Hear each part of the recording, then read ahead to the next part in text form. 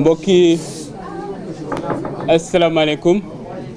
maa ngi leen di nuyu yéen ñëpp ñi fi teew rawatina mbokk taskatu xibaar yi di nuyu sénégalais yi ñuy seetaan yëpp. Donc di commencer suñu prise de parole par présenter suñu condoléances à toute l'église catholique du Sénégal ak du monde entier ci décès Sa Sainteté le pape François. Le pape François ñu bëri xamoon nañ ko quand même ci taxawaayam ci àdduna bi gis nañ taxawaay bu mu amoon ci situation bu am Palestine, taxawaay bu mu am ci situation migrants yi ak taxawaay bu muy am généralement pour les plus démunis, donc néew ci doole yi. Donc ñu ngi présenter suñu condoléances à tout le monde entier. Di présenter suñu condoléances aussi à la communauté layène pour le rappel à Dieu du khalife général, donc Serigne Mouhamadou Makhtar Laye, yal na ko yàlla yërëm te xaare ko àjjana. Mbokk yi tey dañoo fas yéene woon waxtaan ak yéen parce que sénégalais suñuy wóolu dënk ñu day baax très souvent ñuy gën di waxtaan ak ñoom pour andi ay leeral parce que leeral yooyu ci suñu liggéey la bokk. ba tax na tey suñu prise de parole ou suñu intervention ci ñaari pàcc lañ ko nar a lal. Premier point bi nag day nekk andi ay leeral ci conférence de presse bi nga xam ne Thierno Alassane Sall def na ko dëmb. gaa dina métti sa nga andi leeral ci ab discours bu nga xam ne gis nga ne c'est pas du tout structuré parce que nga xam soo koy déglu il passe du coq à l'âne. ñëpp xam nañ que la vacuité de son discours ne souffre d'aucune contestation. tey bokk taskatu xibaar yi fi nekk yëpp su ma leen ne lan ngeen retenir ci conférence de presse bu dëmb dina difficile pour ngeen wax ko mais dinañ souffrir donc essayer quand même un temps soit peu jukki ci quelques points rek andi ci ay leeral. loolu mooy nekk le premier point. Le deuxième point c'est que ñuy suivre sama page Facebook wala Twitter temps yi gis nañ ne am na yenn écrit yu ma defoon ci loolu maa ko doon woo pour ñu débattre ci ay sujets notamment of spontané Mina bëggoon naa maak moom ñu waxtaan ci. bokkoon na aussi ci dossier Azer bi bëggoon naa aussi ñu waxtaan ci donc dinaa xuus ci dossier yi noonu andi ci juste quelques points. Alors ci leeral xam nga day baax souvent ñuy rappeler aux Sénégalais que Thierno Alassane Sall n'est pas sorti de la cuisse de Jupiter. Il était avec le régime de Macky Sall en 2012, en 2013, en 2014, en 2015, en 2016 ba 2017. Il faut même rappeler qu'il a été coordonnateur des cadres de l'APR. su Macky Sall defuloon waxeet donc rester sur un mandat moom dina des ak moom pendant un mandat donc quinquennat l'équivalent de mandat bi nga xam ne moom la ñu jox le président Bassirou Diomaye Diakhar Faye. donc moom su génnee naan day naan régime bu fi nekk ci un an yi jàpp na defuñ ci dara gisul projet day baax ñu leeral ko ñoom buñ fi nekkee ci même seen 4 premières années yi lu ñu def par rapport à ñun en un an ce qu'on a fait. Parce que je ne vais pas comparer cette première année avec suñu boss parce que il n'y a pas matière à débattre là-dessus. Xam nañ bu baax ñun lu ñu def en un an ñoom ils l'ont pas fait en 3 ans. C'est ça la réalité et ça c'est factuel. Alors ce qui s'est passé nañ dem juste ci ñoom situation bu ñu jëlee Sénégal instant boobu noonu ñoom bu ñuy gagné élection yi en 2012 on était en taux d'endettement de 3076 milliards de francs CFA. L'équivalent soit 34% du PIB. Suñu déficit mu ngi woon ci 6%. ñun bu ñuy egsi vous l'avez tous vu 99,67% en termes d'endettement par rapport au PIB, plus de 18 milliards de francs CFA de taux d'endettement. ci misaal ñoom bu ñuy ñëw Sénégalais bu nekk suñu jàppee yow lu nga yoral nit ñi ci bor on était autour de 219 000 francs CFA ñoom buñ fiy bàyyi Sénégal Sénégalais bu nekk war na fay 1 031 000 francs CFA donc bokkut en dépit de situation catastrophique bi nga xam ne bàyyi nañ ko dëkk bi ñun bu ñu egsee est-ce que kenn si yéen dëgg na ne am na salaire yu ñu fayut amut ñoom il a fallu ñu dem adossé wu ci France instant boobu noonu pour mën a fay ay salaire ñun ba léegi dëgg ngeen ñu ne dem nañ France dem ñaanaatu wala Allemagne wala Chine wala États-Unis kenn dégguñu fenn fu ñu dem ñaanaatu te ba léegi ñu ngi continuer di fay ay salaire yemuñ ci loolu noonu amul benn secteur bu ngay laal tey te gisoo ne nit ñi ñu ngi ciy def ay jéego yu am solo secteur yëpp nag laa wax et en dépit de tout ça nga gis aussi ceeb wàññi nañ ko suukar wàññi nañ ko mburu wàññi nañ ko farine wàññi nañ ko tout ça ci at bii nii la nekkee en dépit de la situation catastrophique bu am Sénégal ki nga xam ne nag nekkoon nag ak ñoom pendant 5 ans voire 6 ans moom moo ñëw naan tey il se permet di naan en un an ñun defuñu fi dara donc c'était pour leeral juste côté boobu noonu par rapport à ce point là. Le deuxième point c'est quoi et balaa may ñëw sur le deuxième point il faut rappeler que ñun en un an quand même en 6 mois c'est-à-dire en moins d'1 an on a présenté aux Sénégalais notre référentiel de politique publique donc muy vision 2050 présenté le plan quinquennal ak un master plan stratégique ñoom il leur a fallu 2011 2013 2014 pour ñu dem wuti ab cabinet à l'étranger pour mën a présenter aux Sénégalais plutôt le PSE te ñëpp xam nañ PSE bi nu mu demee woon te duñ ko présenter aussi ñun bu ñu nekkee ci espace politique ba léegi à chaque fois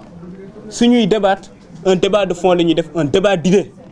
naan PSE bi mën nañ ci jukki tel ou tel point d'accorduñ ci mais est-ce que gis ngeen boobu léegi kenn ci ñoom jukki ay point ci vision 2050 wala le plan quinquennal naan lii d'accorduma ci wala lii jàpp naa ne nii moo gën amut démb aussi maa ngi koy dégg mu naan le coût du carburant dafa waroon wàññeeku parce que moom son argumentaire ci ñaari point la ko lal ay facteurs exogènes notamment baril pétrole bi jàpp na ne wàññeeku na au niveau mondial ak ay facteurs endogènes jàpp na ne ñun ñu ngi commencer di produire pétrole donc coût carburant bi war na wàññeeku man nag ci facteur endogène yi rek laa yem le frère Ngagne Demba Touré dina ñëw ci facteur exogène yi expliquer ce qu'il en est alors lu leen Thierno Alassane Sall fàtte wax mooy le contrat bu Sénégal signé ak Woodside donc pour exploiter Sangomar ñoom ñoo ko signé te buñ koy signé amul benn pàcc bi nga xam ne nee nañ ci Sénégal mën na am ay tarifs préférentiels ci misaal Sénégal lu muy jëndee pétrole su naree jënd pétrole ci Woodside ce sera au même titre que la France ce sera au même titre que les États-Unis ce sera au même titre que l'Allemagne la Chine qu'importe donc disons n'importe quel pays ñun ak ñoom ñooy yem ni ñu jëndee pétrole foofu noonu moom il le sait très bien et pire encore ñun suñuy jënd foofu noonu sax ce sera en devise étrangère donc yow soo bëggee jàkkaarloog Sénégalais yi di leen naan puisque ñu ngi produire pétrole léegi dañoo war a carburant bi dafa war a wàcc te yow sa jëmmi bopp xam nga ne yéen a signé contrat yooyu noonu ñaar moo ci mën a am soit nga ñàkk a xam soit nga nekk de mauvaise foi l'un dans l'autre ñàkk a xam ba musiba la parce que mënuñu jox ministère de l'énergie pendant 2 ans nga ne yow xamoo lan moo nekk ci contrat yi xam ba pare nekk de mauvaise foi moom la dinaa bàyyi Sénégalais yi ñu apprécier en plus day baax souvent ñuy expliquer ce qui se passe yow mënoon nekk ou nekkoon ministre de l'énergie ba pare jàpp ne structuration prix carburant yi ou produits pétroliers yi y a qu'un seul facteur qui rentre en jeu c'est le barilu pétrole bi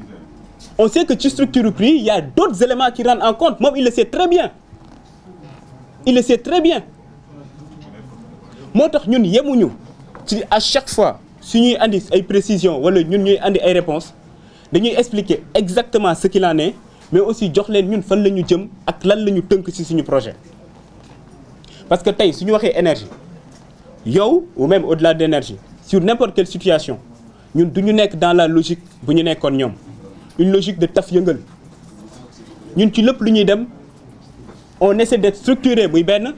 mais aussi changer la chose structurellement te du ñoom nag ñoom ñooy tax ñun ñu changer suñu logique c'est-à-dire être dans une logique d'urgence bu ñu tàmm di nekk ñun on va rester dans une logique où tout est planifié réfléchi xam fan la ñu jëm ak fan la ñu bëgg a jëmale Sénégalais yi ba tax na tey soo jëlee secteur bu mu doon wax léegi par rapport au carburant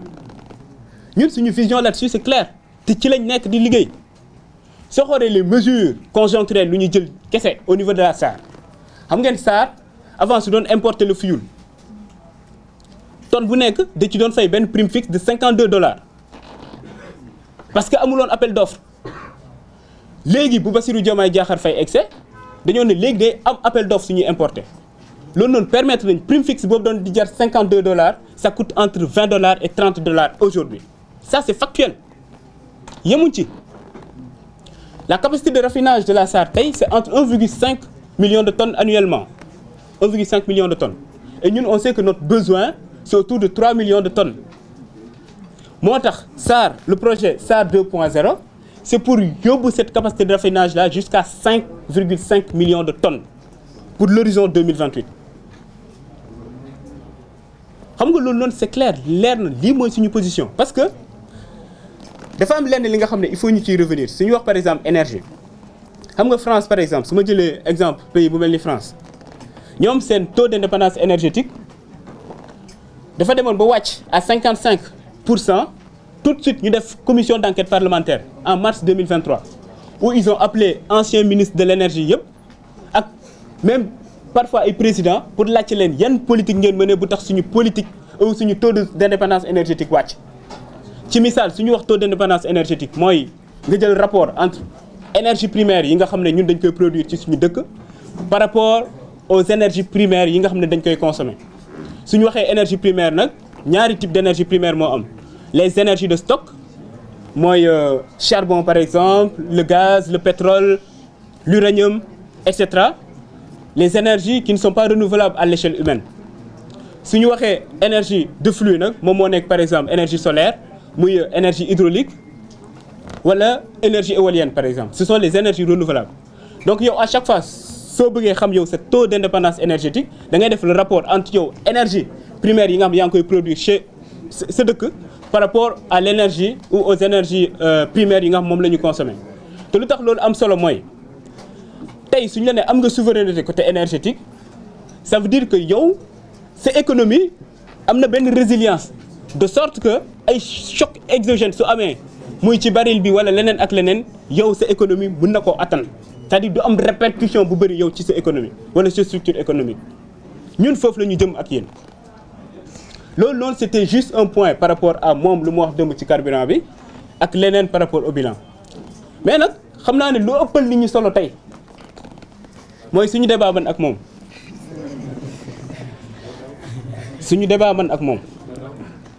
parce que yow ñu ne dénk na la ministère ci ministère boobu noonu saa yu ñu la laajee lan mooy sa bilan nga ne am na contrat boo xam ne bañ naa ko signer bu total jox nañ la ab direction lan mooy sa bilan non wàññi naa sama salaire sëñ bi ay résultats la ñuy soxla qu'est-ce que vous avez fait en 5 ans 6 ans en tant que ministre en tant que directeur général xam nga yow démb maa ko dégg mu naan le président Ousmane Sonko même buñ ma dàqee ci ministère bi bokkoon na ci ñu ma doon défendre oui ay sénégalais yu bari dañ ko doon défendre parce que ñun njort bu rafet la ñu amoon ci moom mais bu ñu egsee aux affaires ba gis fu mu jaar moom nga gis tooxiduna yu mu def ñun ñëpp on était déçus c'est ça la réalité man par exemple bu ma egsee juste Azer ma cité exemple OS Mina Thierno Alassane Sall ñu ngi ko nommé ministre de l'énergie en juin 2015 décembre 2015 donc 6 mois après Azer signé un contrat avec benn société bu ñuy woowee Mina Distribution contrat wu 60 milliards pour électrifier 1144 villages le 30 décembre 2015 xam nga soo signé contrat ba pare dès l'instant ñu approuvé ko mën nga demander avance de démarrage mën nga demander aussi les avances au titre des dépenses engagées ñoom nag dañoo andi le 30 décembre vers midi ASER 2015 ñëw déposer la facture pour ne nañ fay la caution d'avance de démarrage ñu ne dañoo bëgg le 30 même ñu def ordonnancement bi def paiement bi ñoom ñu mën a dem encaisser le chèque le même jour instant boobu noonu au niveau de l'ASER il y avait pas de couverture budgétaire su ñu waxee couverture budgétaire c'est-à-dire ñu budgétiser projet bi naan telle année ou 2016 parce que 2016 dañ ko budgétiser woon mën nañu décaisser tant avance de démarrage yi par exemple ak les avances au titre de dépenses engagées ñoom bu ñu egsee ñu ne mënuñu décaisser waaw ASER wax leen ko mënuñu décaisser actuellement parce que y a pas de couverture budgétaire te xam nga suñu ne budget xam nañ ne ministère de tutelle bi muy donc instant boobu noonu le délégant parce que il faut rappeler que ASER le maître d'ouvrage délégué du ministère de l'énergie donc le délégant j'ai pas dit délinquant j'ai dit le délégant c'était Thierno Alassane Sall en tant que ministre de l'énergie donc moom moo war a approuver budget bi yóbbu ko ministère des finances pour ñoom aussi ñu approuver il y a pas de couverture budgétaire waa ASER nee nañ duñ décaisser vers 17h 18h ku ñu naan Farba Ngom xaabari ñëw ASER naan mën nañ def décaissement bi le même jour ba finalement ñu def ordonnancement bi def paiement bi le 30 décembre bloqué compense yi au niveau de la banque dem au niveau de la banque pour encaisser le chèque de 12 milliards de francs CFA sans couverture budgétaire Farba Ngom lu ci yoonam nekkul ministre de l'énergie bokkul sa ci ministère bi lan moo war a tax moom Farba Ngom moom moo war a ñëw ASER ba li nga xam ne nee nañ duñ ko décaisser parce que y a pas de couverture budgétaire moom mu tax ñu décaisser ko moo tax souvent suy wax ne laal nga ma laal suñu xel mën na ci ñaaw tuuti mën nañ ñaaw njort parce que effectivement il était acteur en tant que ministre de l'énergie ñu jógee foofu noonu ñu defaat beneen décaissement 12 milliards encore pour naan avance de démarrage defaat beneen décaissement 3 milliards donc 27 milliards sur les 60 milliards alors que code des marchés publics ci avance de démarrage ak avance au titre des dépenses engagées 40% moo nekk le montant maximum bu ñu war a décaisser ci lañ nekk ci projet bi mel noonu bi nga xam ne pour 12 mois lañ ko war a exécuter ñu décaisser plus de 45 milliards aujourd'hui nous sommes en avril 2025 xam ngeen ñaata villages yu ñu électrifié sur les 1144 368 villages 368 villages kese ba pare 45 milliards yi disparaître na moo tax man jàpp naa parquet financier dafa war a saisir ci dossier bi nii 45 milliards pour électrifier 1144 villages 368 villages rek lañ ci électrifié ça c'est factuel lii ab scandale la su ma la ne scandale am na kaa ñu débattre ci parce que xam naa ne am naa ay choses ou bien benn dossier bi nga xam ne c'est sur la table des choses factuelles yi nga xam ne war nañ ci mën a waxtaan yow au lieu de ça nga ne par contre ASER am na scandale ma ne la lan mooy scandale bi nga ne yow da nga fekk ñi signé contrat bu yàgg nga jël contrat boobu noonu renégocier ko fu ñu waroon électrifier 1500 villages nga yóbbu ko 1740 villages nee na loolu mooy scandale fu nga fekkee benn contrat mu am ay surfacturation yow nga ne surfacturation duma ko noonu dindi ces surfacturation là nee na loolu scandale la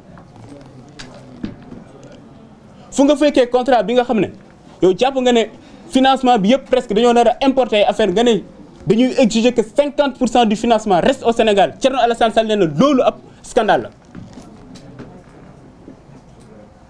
contrat bi nga xam fekk nga ñu signé ko ngeen waxtaan pour dugal ci ay affaire alternance moom nee na loolu scandale la c'est ça c'est factuel ñun nag ci dossier yii nii lañ koy woo pour moom mu ñëw ñu débattre ci parce que nag il faut comprendre sa logique c'est que même bu ñuy nekk ak moom ci opposition bi il a toujours joué ce jeu-là à chaque fois fu opposition bi booloo woon par exemple ci benn sujet bi nga xam ne arrangé wul Macky Sall moom dina gën a def benn diversion bi nga xam ne ça fait l'affaire de Macky Sall su ñu waxee démocratie 4 temps la le temps d'élection délibération décision ak reddition des comptes ñun temps reddition des comptes lañ nekk ku wax reddition des comptes actuellement gis nañ effet bu muy def ci Sénégalais parce que ñëpp bëgg a xam seen xaalis fan la dugg ñun ñoo luubal moom nee na loolu amalu ko solo dina créer waat diversion pour defaat encore l'affaire de Macky Sall ñun nag duñ ko nangu Sénégalais yi duñ ko nangu moo taxoon ñun tey ñu gën pour andi quelques leeral pour ne ko ne ñun lu ñuy xaar ci moom mu ne ñu ne moom bu muy nekk aux affaires lan ak lan la def ñun ñu ñëw débattre ci ak moom parce que loolu rek la ñu xaar ci moom muy benn. Deuxièmement man soo ma ne lan mooy sa bilan moom Thierno Alassane soo ko ne lan mooy sa bilan maa ngi ko doon wax léegi ARTP mu ne wàññi naa sama salaire